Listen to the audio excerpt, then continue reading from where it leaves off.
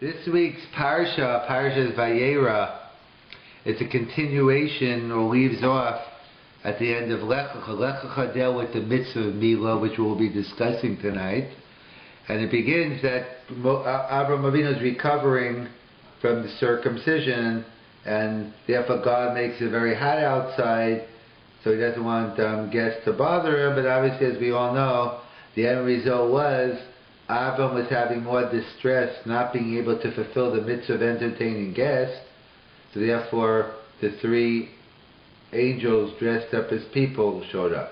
But we see he's recovering from a major surgery at 99, having a Bris Milah. As we all know, as the old joke goes, the difference between major surgery and minor surgery is when it's happening to you, it's minor. When it's happening to me, it's major.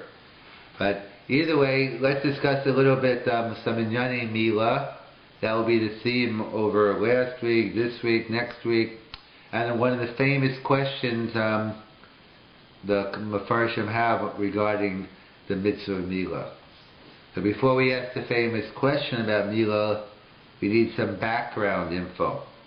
So there's a Gemara in Yuma, and Daf Chavches Amud Beis 20 AP, and Tosus, that Gemara in Yuma Chavches Amud Beis tells us Avraham Avinu kept Kol HaTorah Kulo Av Kodem Shedidna. Even before the Torah was given, we have a tradition that Abraham, and we'll see it's not just limited to Abraham, Yitzchak, Yaakov, etc. also we ask by, but the Avos kept the Torah before it was given. And the Gemara Yuma's example is Afilu Eruve Tavshilin, which we just had to pass. It's a trivia question. The only mitzvah you could have, like certain days, like Thursday, Friday, but we just had it because of the 3-day Yontif. So in order to prepare on Yontif for Shabbos, so we make it Erev Tavshilin. So Erev Tavshilin, why does the Gemara give an example of Erev Tavshilin of all mitzvahs? Number one is, I feel Erev Tavshilin seems to apply even rabbinical mitzvahs he kept. You might argue, well, how can he intuit it's one thing to intuit the biblical mitzvahs, but even the rabbinical mitzvahs he kept, which is a bit chiddush. But you could say also, al pi hashkafa, why Erev Tavshilin? Because Erev Tavshilin gives you a means to be able to cook on Yontif for Shabbos. But the point being is, cooking, entertaining guests, that was the yesod of Avram. Avram was chesed, having people over, so perhaps that could be one of the reasons why the Gemara emphasizes Erev Tavshilin, because you could have said he kept near Chanukah. You could pick a lot of mitzvahs to Rabbanan. Perhaps Erev Tavshilin has to do with food, preparing for guests, so that fits into the essence of Avram. So either way, that's the tradition we have, that Avraham Avinu kept Kol HaTorah Kulo even before. Okay, that's the Gemara in Yuma. Tosus points out in Yuvamis, on Daf Ayin Aleph Amud Aleph, that we know in last week, at the end of Parashas Lech Lecha, Avram was commanded in the mitzvah of Milah. At 99 years old, the mitzvah of Milah. So Tosus points out, Sha'af shelo nitztava Avram Avinu al priyas Milah, mikol makom para ha-Milah mishum. So basically, there are different parts to the mitzvah of Milah. We'll give a separate share on it, but there's Milah, the cutting off of the arla. There's what they call the priya. It's like revealing the membrane. And then there's a third part, perhaps, it's called mitzitza, or some say itufei damo, taking the blood out. Whether that's part of the mitzvah Milah is a discussion, or whether mitzitza, the Gemara says, a mohel who doesn't do mitzitza, sucking out the blood, you throw him out. In other words, he's endangering the child. So again, today with antibiotics and other drugs, the question, assuming if mitzitza is part of it, then you'd have to do it. But mitzitza is only for health issues, and perhaps today, medically speaking, we might find some better ways of doing it. So that's a discussion not for now. But there are different parts of the Milah and the Priya. In fact, the Gemara tells us, the Mishnah tells us in Shabbos, Mo v'lo para, if you did the Milah without the Priya, Ke'ilu lo mo. You're not Yotze, you still have to do the Priya. So Priya is a significant part of the mitzvah. So Avram Avinu's mitzvah was only given the mitzvah of Milah. He was not given the mitzvah of Priya. And that's what Tosfos points out. Even though Avram was only commanded a Milah and not Priya, but nevertheless, he wanted to fulfill Priya anyway because he wanted to fulfill all the mitzvahs even though it wasn't given yet, so he kept the mitzvah of Priya. Maybe you can move it a little so it's blocking. You know, in a way, they just move the picture. Right, I mean, have it so good? Yeah. Yeah, so they point out that he kept the mitzvah of Priya even though he didn't have to. He volunteered. In fact, that's one shot in the beginning of this week's parasha of Vayera. It says he appeared to him at Elonei Mamre. Why was it called the plains of Mamre? So the famous Rashi because Mamre gave Abram an eitzah on the Milah, gave him advice about doing the Milah. The kasha is, first of all, Mamre was a Gentile, even if he was a Jew. Like, God told you to do the Milah. Okay, let me go check with Mamre. Mamre, you think I should listen? Like what? So that's a whole many different pshatim on that. But one along these lines is, I think the Be'er Yosef or Yosef Salan brings it down, is that was his issue. Since Milah he was commanded in, and Priya he wasn't, he was asking Mamre, you think I should do the Priya also? You know, different explanations why. But the point being is, the mitzvah that we have, and that's what I spoke on last week, is that we do Milah because it's from Moshe Rabbeinu, only because it was repeated on Har Sinai. Avram had a totally different mitzvah Milah. I'm not going into it now, but that's what we went into last week. So that's just the fact. It was Milah. So Avram wanted to volunteer, keep all the mitzvahs, even the mitzvah of Priya, which is halach lo Moshe b'Sinai. But we talk about it in Sefer Yoshua that they did the Priya later on. So Avram Avinu kept the whole Torah. Afil eruv tavshila. Okay, so that's the facts. The Kfar Yadua Hakusha is a famous question. We'll deal with some of the answers. I had this sefer for a while. It's called the Sefer Bris Ephraim Binyani Milah. I just saw it like a little while ago. I haven't looked it up. But it has the famous kasha, and it has about I didn't get through it yet, but actually not. But it has like 8 Madua. It has 14, keep on going, 15, 16. About 15 pshatim, 15 answers on this question. I just saw it now, so I didn't even go through them. But, and I'll look it over probably on Shabbos, see if there's any more interesting answers to come along, which I'm sure they do. But the famous question is as follows, that if we assume, like the Gemara in Yuma tells us, that Avram Avinu kept the whole Torah even before. So the question is, Madua lo mo Avram es atzmo kodem shenitztav kach. So what was Avram draying around? Why didn't he? If we say Avram kept the whole Torah before he was commanded, so why did he wait? So why was Milah different? Why did he wait? What was he draying around, waiting for a commandment from God? He should have went ahead and did Milah also. That's the famous kasha the Mefarshim asked. Why did Avram wait? What's so special? Why is Milah different than Talis, Tefillin, and the other mitzvah that we can name now? That Avram volunteered. All other mitzvahs he volunteered, and then later on he volunteered even though he wasn't commanded. But Milah, for some reason, he waited to be commanded. That's the famous question. So I don't know which ones they bring down here, but I'll just tell you some anyway. So the simple explanation is I heard from Nissen Alpert, but I've seen others say it as well. The simple answer is because what's the definition of a bris? A bris is a covenant between two people. As we all know, you need two sides to a peace treaty. If one side's willing to do peace and the other isn't, you'll be annihilated. In other words, if you lay down, if both people want peace, you can lay down your arms. But if you lay down your arms, you know, then no one's. You need two parties involved. So Sutu here, Bris is a covenant. So I'm gonna make a covenant with myself. Very good. Okay. You need two people. So therefore, it wasn't something to do on your own. You need two parties. So the Bris, but I'm sorry, the whole covenant between Hashem, Abraham, and the Jewish people. That's just a simple pshat, probably, why you need, why he waited. That will suggest some others. There's another famous answer given, again, the Maral Diskin quotes in the name of the Vilna Gaon, that we have a principle in the Gemara in Kiddushin, Gadol ha-metzuva v'yoseh, Misha'eno Metzuva v'yoseh, which means it's counterintuitive, but what the principle is, the one who does the commandment, the one who is commanded and does the mitzvah, is Gadol, is greater than the one who volunteers. So at first glance, and maybe second glance, it seems greater, like if I volunteer something, I should be better. Like, is it better for my kids to wait till I tell them to take out the garbage, or they take out the garbage before I tell them, or whatever the example is?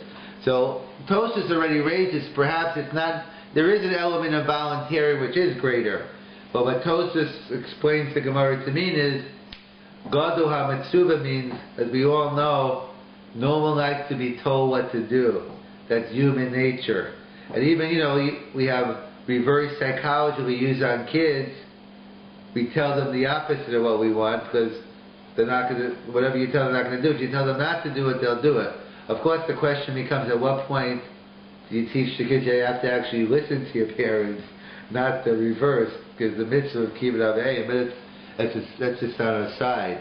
So the point being is, there's a principle of Gadol ha-metzuva. So Tosfos says it's much harder to do something when you have to. Let's say, for instance, I'll use camp as an example. Imagine a person, let's say it's the middle of Cold War, and the counselor's sleeping, and he wakes up, and let's say he has to be at the baseball field at 1 o'clock, and he wakes up, it's like 5 to 1. He just runs out of his bunk, runs onto the baseball field, and he's all nervous. Oh yeah, I don't know. What team am I on? The white team, the blue? Am I umping this game? Am I watching the bat? So, he's all worked up. He doesn't even, he's all nervous. And another guy, it's his day off. He happens to stay in camp. He doesn't decide not to. Oh, he wanders onto the baseball field. Okay, maybe I'll just lie out in the sun. Maybe I'll play. If you happen to be there, big deal. There's no pressure. But if you have a job, there's extra pressure. You have to do it. So that's what Tosfos says. It's much harder to do something when you have to do it. The pressure is on you. If you just volunteering, okay, if I do it, I do it. I don't do it, so it's less pressure. That's what the Gemara means, the Gadol ha-metzuva. In terms of there is an aspect of volunteering which might be greater, but in terms of the klal it's much harder to do. So either way, the Gemara says greater. You might give different reasons, but that's the principle. The principle is Gadol ha-metzuva v'yoseh. Greater is the one who is commanded and does it, the one who volunteers. So that's just Gemara. So therefore, Avraham Avinu wanted to wait till he was commanded, because when you're commanded, it's more schar. That's what the Vilna Gaon raised. But the kasha is, what do you mean? So then he shouldn't have volunteered any commandments. He should have waited till he should have waited till God said put on tefillin, keep Shabbos, or. So why Daska by Milah did he wait? So that's what the Maral Diskin explains, because by all other mitzvahs, Shabbos, putting on a talis, a prayer shawl, putting on tefillin, interesting, which is, we learned out, the Gemara learns out, Chazal learned out from, I think it was last week's parsha, by Avraham Avinu, when he's the whole war with the 4 kings and 5 kings, at the end he says, I don't want anything, I'm not going to take anything. And I think the example is like struch hanal, it's something to do with leather, a shoe, and a string. I forget the struch, I think string, and I don't have a chumash in front of me.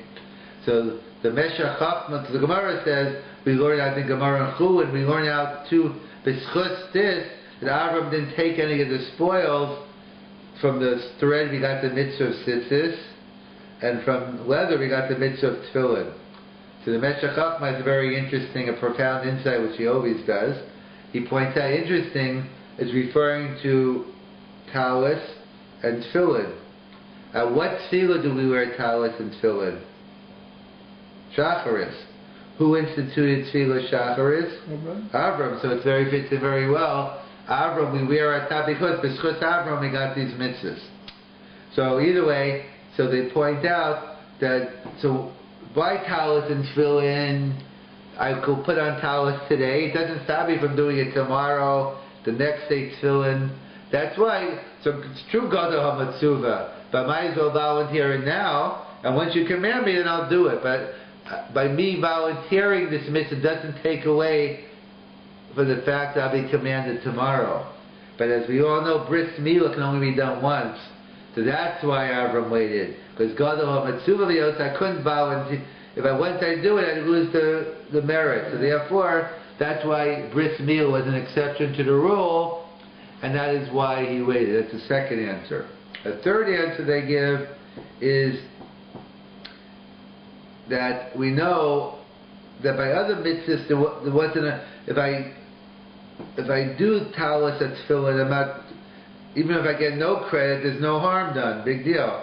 I'm doing something there's no risk. But by Milah there is a negative because because the halacha is, we know there's a biblical prohibition of chavola, of injuring yourself, injuring someone else, and even chovel atzmo. I can't cut off my finger. I can't make a chabura. It's a even for bnei Noach, it's a chayiv in it. So we know Bris Milah involves a chabura. You're going to cause yourself potential injury, blood. That's a biblical prohibition. How can I go ahead if there's no mitzvah of Milah? It's usher for me to do it. He had to wait. But Makkah mitzvah, once it became a mitzvah of Milah, so then he was able to do it. In other words, why did he wait? Because the other mitzvahs there was no Isser, so you could go ahead and volunteer. But if Avram went ahead and circumcised himself and there's no mitzvah, he's in biblical violation of a chabura. In fact, as the Rambam writes, the only Isser is if it's derech nitzayon, if it's done in a negative aspect. If you're doing it with Torah's mitzvah, then there's no prohibition. So that's why some suggest Avram waited, because if he didn't wait, he'd be in violation of the biblical prohibition. So to volunteer something which is usher is more difficult. Mm-hmm. But once the mitzvah Milah came, he was able to do it. That's the third possibility. A fourth possibility is a beautiful lumdis from the Brisker Rav. The Brisker Rav, they say over as follows, that the Brisker Rav says that Avram couldn't do the mitzvah Milah, because he says as follows. He says the mitzvah of Milah, I should say, someone who doesn't do a Milah has the status of an Oro. An Oro, that used to be, Oro means someone who's uncircumcised. That used to be the curse word, call someone a low-life, you Oro. That was how you used to rank on someone. Aro means uncircumcised. So what the Brisker Rav says and others is, in order to get the same Aro, in order to have the status of an Aro, it doesn't mean that you're just physically uncircumcised. You have to be first commanded in the mitzvah of Milah. It's the mitzvah of Milah which creates what they call the chalo shem, the status of being an Aro. So, but before you have a mitzvah of Milah, it's a nothing. So you're not an Oro. You're uncircumcised, but who cares? It's meaningless. It's the mitzvah of Milah which creates the status of Oro, and I'll explain it more. So in other words, let's say, because it's interesting, Yerushalmi. Yerushalmi talks about a Kohen, baby Kohen. So we know an Oro can't eat Truma if you're a Kohen, and so you can't, right, to a Kohen Oro, because if you're not a Kohen, you can't eat Truma ever. But if you're a Kohen, you have to be a Mahal to eat Truma, and we all know being an Oro, in terms of everyone has to have a Milah. So they point out that let's say a baby, you have shemen shel truma, it's a Kohen baby, could you anoint the baby with oil? So it's a discussion in the Yerushalmi that perhaps before maybe the first 7 days, yes, and the 8th day, no. So what's the logic of that? Because that's what the Yerushalmi's Ramdas is, that the mitzvah milah doesn't begin until day 8. So until you have the mitzvah milah, you don't have the status of an aro. So therefore you could be sach the baby. Mm-hmm. The interesting child the Yerushalmi raises, what about leil shmini? Could I anoint the baby with oil the night? Because on one hand it's day 8, on the other hand the mitzvah milah is only biyom. So that's the suffix of the Yerushalmi. But either way, the point of the lumdus of the Yerushalmi is like the Bris Rav. That's where the Bris Rav got it from. That it's only the mitzvah milah that creates the status of an aro. You know, which is the chicken or the egg? Is it the milah aro? In fact, that's an interesting Tosfos in the Vamas, Rabbi Tam. There's a case in the Gemara, and that we know there's certain people who are exempt from the mitzvah of milah. So in fact, it's a separate question. Let's say you're a ger and you want to convert, and there was let's say a ger who can't do a milah for health issues. See, if he doesn't have a place to do, if it's not physically possible to do a milah for the reason, that's one shaila. But let's say he can do one, but if you could die from it, it's a health issue. Like you have, diabetes or whatever, something. So, in fact, we had that shaila, so it's not simple that the person can even convert. But I'll just give you the lumdis. But Rav Chaim Ozer Gruzinski, the Posek Gador in Europe, said no. But I'm not just going to give the lumdis in terms of why you could argue yes. But it's the same on this. That so the Gemara talks about over there in Yervamas. There are certain cases where someone's exempt from milah. So let's say, Meso Achiv Machmas Milah. The halacha is, let's say you do a milah, and then the child dies, you do again the child dies. So it's chazaka that the family's hemophiliac, and therefore you can't do a milah. It's also true. It's Meso of the Machmas Milah, that child, you can't do a milah. It's also to do a milah. So the question is, could this person eat truma? In other words, is he considered an aro or not? The question. That could be different lumdis. The question is, do I assume? Some could say yes. So some say, many Rishonim say it's aser. And I think it's Rabbi Tam Shita. He says it's mutter. What's the lumdis? The issue is those Rishonim say in different ways of wording it. But one possible way of explaining it is, really he's chayiv in the midst of milah, except it's an honest, he can't do it, so but he still has the status of an aro. But they say no, like Rabbi Tam's Kiddush is like the Yerushalmi. No, it's the mitzvah milah that creates the status of an aro. And if he's not commanded in the milah, he's not an aro. That's the love, halach l'maisa, within we pass can know, but that's the famous pshat of the Bris Rav. The Bris Rav writes that it's the mitzvah milah that creates the status of the aro. And therefore, that's why Avram, and that's why the Meshech Chachma explains, as well as the Sifsei Chachamim, it fits in beautifully in the Psukim. Because why? Because right after the mitzvah milah, God commands, so it says, Vayipol out, I think in the Parashas Lech Lecha, Vayipol al panav. It says Avram falls on his face and goes down. And Rashi writes, why? Because he felt incomplete without. How could he talk to God in the divine with the Shekhinah? He had to go down on his knees, go down on the ground. So the question is, this isn't the first time he's talking to God. All of a sudden it wasn't an issue before, all of a sudden now. So the Meshech Chachma explains beautifully, it fits in with the Bris Rav. That no, because up until now he was never commanded in the mitzvah milah, so he's never an aro. But now that he finally got the mitzvah milah, now he's an aro. Now how can I stand as an aro in front of God? So that's why Yipol al panav. So it fits in very well. The psukim fit in very well with the pshat of the Bris Rav. So let's summarize. So we have a famous kasha. We know the Gemara tells us in Yuma. Avram was Makayim Kol HaTorah Kulo. Afil Eruv Tavshilin. Even mitzvahs D'Rabbanan. Perhaps why Eruv Tavshilin is mentioned, because it has to do with food, guests, and that was the essence of Avram.